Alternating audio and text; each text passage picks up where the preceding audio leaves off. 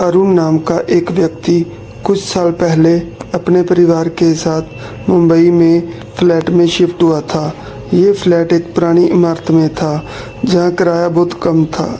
इमारत काफ़ी खाली थी और अंधेरा होते ही सुनसान सी लगने लगती थी। अरुण और उसके परिवार को इस फ्लैट में रहते हुए कुछ अजीबोगरीब घटनाओं का सामना करना पड़ा। शुरुआती कुछ दिनों में सब सामान्य था, लेकिन कुछ समय बाद अरुण ने महसूस किया कि रात के समय घर में अजीब आवाज़ें आती हैं। कभी रसोई से किसी के बर्तन खड़खड़ की आवाज़ आती तो कभी हाल में किसी के चलने की हल्की आहट। उसने इन बातों को नज़रअंदाज कर दिया, सोचकर कि शायद ये उसकी मन का भ्रम है। फिर एक रात अरुण की पत्नी ने अचानक चीखकर उसे जगाया। उसने बताया कि उसने बाथरूम में एक अजीब सी आकृति देखी थी जो उसकी ओर देख रही थी।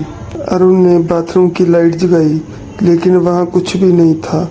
उन्होंने इसे भी एक वहम समझकर अनदेखा कर दिया, लेकिन उस दिन के बाद से अजीब घटनाओं में और तेजी आ गई।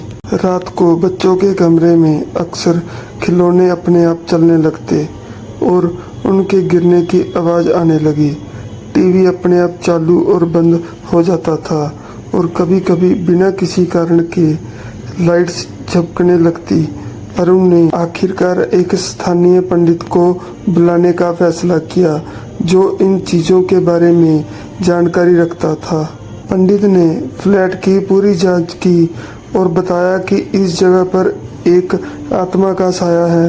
उन्होंने कहा कि इस फ्लैट में कई साल पहले एक परिवार रहता था, लेकिन उनके साथ एक भयानक दुर्घटना हो गई थी। तब से उनकी आत्माएं इस जगह भटक रही थी और अपने वाले लोगों को परेशान कर रही थी। पंडित ने अरुण को सलाह दी कि वह किसी और जगह पर शिफ्ट हो जाए। अरुण ने पंडित की सलाह मानी और जल्दी ही उस फ्लैट को छोड़ दिया। आज भी वह फ्लैट खाली पड़ा है। कुछ लोग कहते हैं कि रात के समय वहां से किसी के रोने और बर्तन खटकने की आवाज़ें आती हैं और इमारत के लोग वहां जाने से डरते हैं।